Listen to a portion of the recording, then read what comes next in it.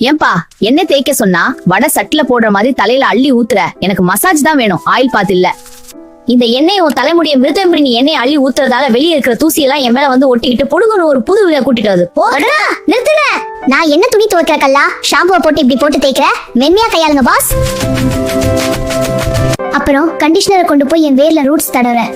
அது எனக்கு இல்ல, என்னுடைய டிப்ஸ் போடுற மேக்கப். வேர்ல போட்டா நான் சீக்கிரம் உதிர்ந்து கீழே விழுந்துடுவேன், அப்புறம் வழுக்கதான் மிஞ்சும். நான் ஈரமா இருக்கும்போது ரொம்ப சென்சிட்டிவ். அப்போ போய் அந்த பழைய கட்டை சீப்பை வச்சு இழுத்தா எனக்கு வலிக்கும்ல.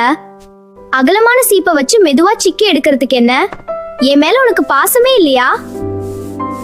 அந்த சொர சொரப்பான காட்டன் தலையணையில என்ன போட்டு தேய்க்காதா? நான் பட்டு மாதிரி இருக்கணும்னா எனக்கு ஒரு சில்க் சாட்டின் துணி அருமையா இருக்கு. அப்பதான் நான் காலையில எந்திரிக்கும் போது சிக்கு இல்லாம அழகா இருப்பேன். என்ன எதுக்கு இப்படி இழுத்து கட்டி வைக்கிற? நான் என்ன கைதியா? இப்படி ரொம்ப டைட்டா கட்டினா என் வேர்க்கால்கள் பா மூச்சு தண்ணி செத்து போயிடும். அப்புறம் நான் மெதுவா நழுவி ஓடிடுவேன்.